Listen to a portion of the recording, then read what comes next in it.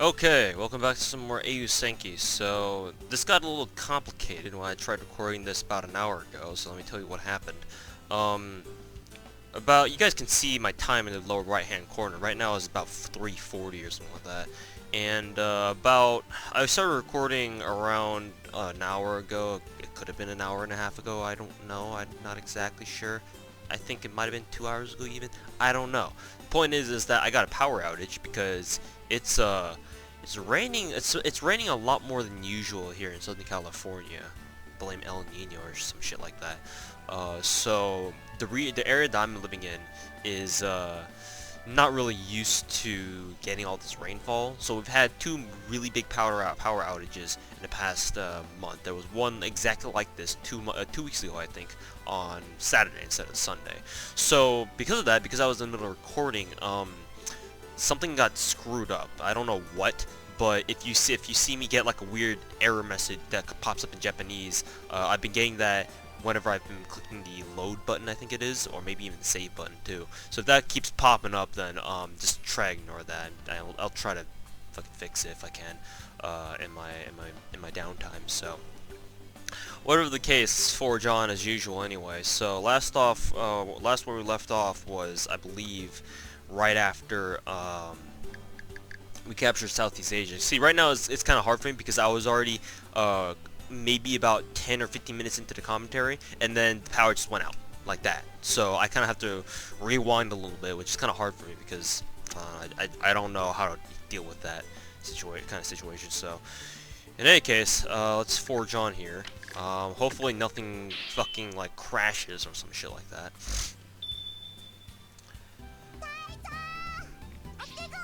So let's put that on autoplay. So basically, this pre-turn event is a pre-turn event where you gain a sea route to Tahiti, and from Tahiti you can go down to New Zealand, I think, and Australia, and well, not from Tahiti. You can go to New Zealand from Tahiti, but you can go to Australia directly from Port Moresby.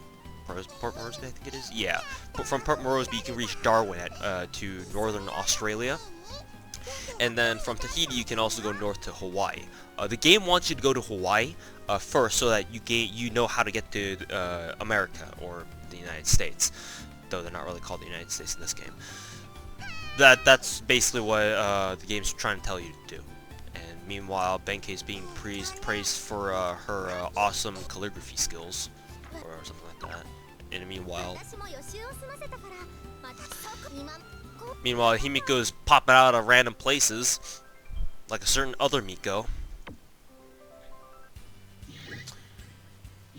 Alright, so there we go. Now we have access to New Zealand, Australia, and Hawaii. We're going to make our way to Hawaii first, and then we'll see what we're going to do from there. New Zealand isn't really a big part of the game. I mean, you can go there. I think there's a few missions there. Oh yeah, see, now we're getting these kinds of errors here, because the game's kind of freaking out because the power outage went, or the power because the power went out, just like the game just crashes and the game doesn't know what to do.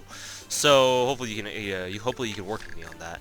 In any case, let's try doing a couple of these side missions here because we want to get these side missions out of the way. So let's go ahead and let's go ahead and do this mission that lets us arrive in Tahiti. So this mission isn't all that important, but it's just want to talk about it anyway. When you first get to Tahiti, as you guys will see from the dialogue, the Tahiti natives actually ask you to rule them for themselves. Or does that make sense? They want you to rule them for them. If that makes any sense. Let's just read the dialogue. So yeah, this elderly woman, who is presumably the leader of the Tahitians,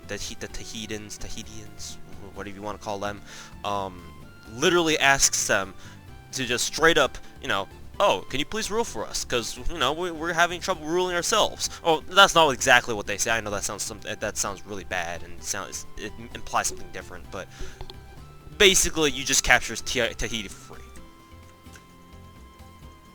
Is my control button borked? I hope it's not, because I really need I really need that. So yeah, as you guys can see, we just completely gained Tahiti for free. And I think my control key is borked, because normally if you press and hold control, that's your default fast forward button. We can actually go to the options and see if we can actually fix that. Let's see, configs. Yeah, let's put on full skip. I believe that's what I need to in order for control to start working again. Everything else should be just fine. Actually, let me check the volume. Yeah, volume levels are all the same that where I usually put it for recording. Sounds about right too, anyway. So yeah, let's go ahead and continue doing some more missions here.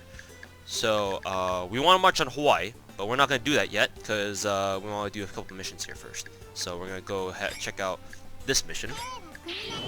I'm basically doing all the missions in order that I did before. This event is just Chihaya and friends just climbing the pyramids for whatever reason. You can see the pyramids back off in the distance. And you get a sapphire, so that's cool. And I believe last time I went through this, I gave Benkei the sapphire because Benkei has only 5 speed. So, but getting up to 6. See, with stats in this game, if there's any commander or hero that who has like, you know, a stat of like 5 or 6, and you want to upgrade it, usually those are the heroes that you want to give items to because in game, the average kind of stat is kind of like 5, 6, 7-ish if you want to go that far. So giving heroes like that an item to boost that kind of thing is pretty important, especially if you only got items that affect a stat for like +1, like, you know, the ruby or the sapphire that affect attack and speed by 1 respectively. So if you want to think about, you know, who's the best heroes to give these kinds of +1 items to, just look at their stats and see if there's anyone with like 5 sets of 5 or 6, and then give it to them accordingly. That's kind of like my advice, you know, I'd say. I was discussing the last time I was recording whether or not I wanted to give the sapphire to Aristotle, because she also has 5 speed, and giving her 6 speed is also really nice. But I already noticed that she has the preemptive item that lets her go first every single time, so it's not that important now that she has that kind of item. And as for the pearl, we can give it to Cook, because she's a riflewoman and she usually gets hit a lot, because, you know, she's kind of dangerous, kind of a big threat. So now that we've done that, we can go ahead and do another money mission. Again, this game does reference a lot of historical places, people, events, stuff like that through your events, stuff like that. All we care about is that we get money out of it. Greedy bitches. Oh God, please.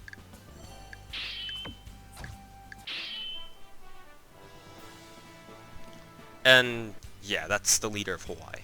They're technically considered a separate faction, but they never do anything. Hi, Arthur. Not only do I like her, well, not like, I actually love her character design. Not only do I love her character design, but she has fantastic voice acting. In my opinion. I'm just weird like that, I guess.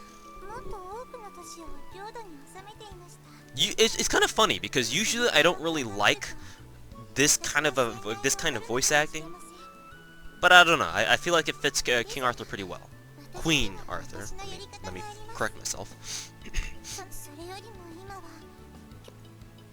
So they're just discussing the Illuminati, because now we know, because of Yamato Takeru's involvement with them, that, you know, she's working with the Illuminati, and we know that the Illuminati is now the unknown, or the unknown faction was the Illuminati when we fought them, and now we know who the main villains are.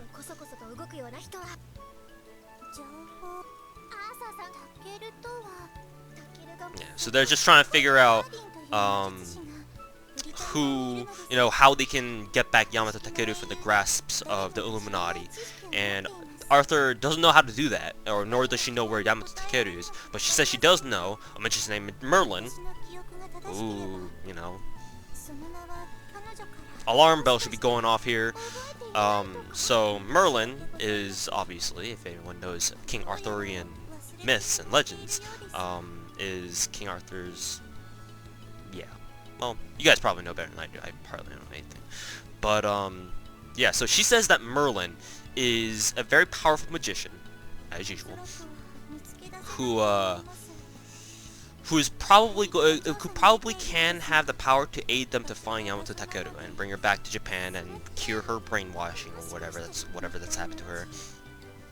But King Arthur explains that Merlin is off doing something off in the Savage Land, the Dark Realm. I don't know if they were trying to be racist, but when they say Dark Realm, they're referring to Africa.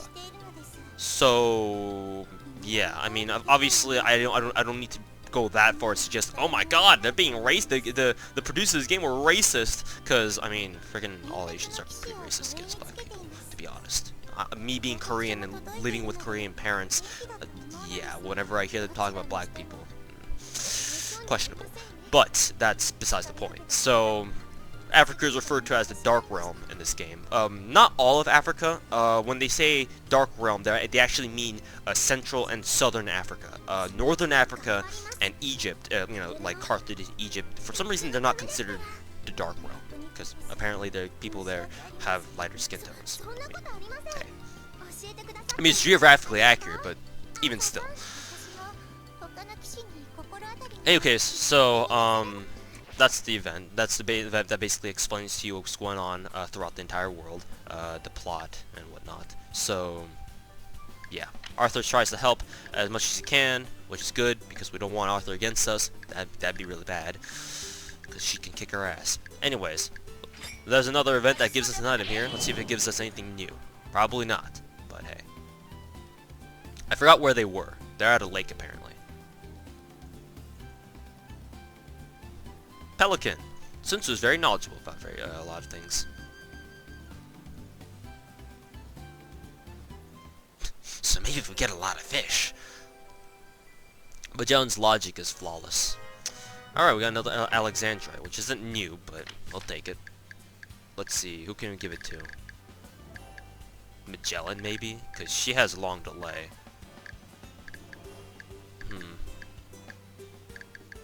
We could give to Himiko because her attacks or her movesets or her moves always have a ton of delay, like magic missile or healing or something like that. So we'll probably give it to her. Oh my god! I'm gonna hate doing that every single time. So hopefully I don't save as often as I do. I'll probably restart the game client after I finish a single video segment to see if it keeps doing that. Otherwise I'm fucking screwed. Anyways, so let's see. Let's go ahead and do a couple of more missions that are pretty simple. We can do all the money missions first. Not like I care. So they're visiting the giant statues to the entrance of the Great Shrine of Abu Simbel in Egypt. So yeah, 50k, nice. And finally, the last one that we have here. Well, we could get more within than others, but they're at Fort San Pedro apparently. Marco Polo is also a very knowledgeable tour guide apparently. Even though she's not a tour guide, they use her as such anyway, much to her annoyance. So kind of funny in that respect. It's like she's like, "Aren't you forgetting my real job? I'm a spy, so at least I know everything about other people's certifications." So yeah. At one point, she asks you, "Are you using me are you using me as a tourist or a tour guide?" And there were some other people are saying, "Yes." Gotta drink that water. I'm the type of guy whose voice gets really dry after talking for like 15 minutes straight. Anyways, let's go ahead and end our turn after saving. Please, game. I don't want to hurt you. I don't have a gun. More shenanigans in Britannia, apparently.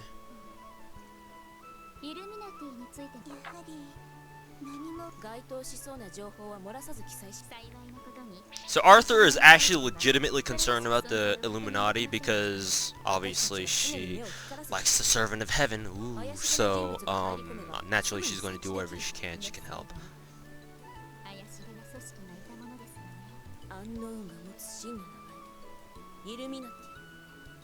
It cracks me up every single time they, you know, Japanese voice acting tries to pronounce the word Illuminati.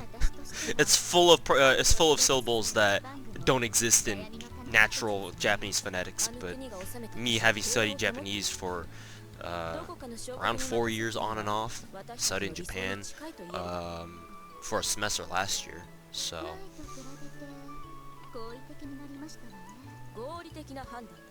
that's my credibility. That's all I'm saying.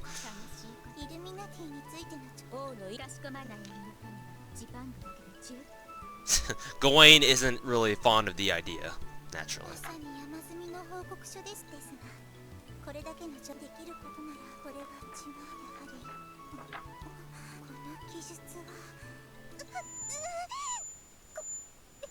So now we have trouble. Whee!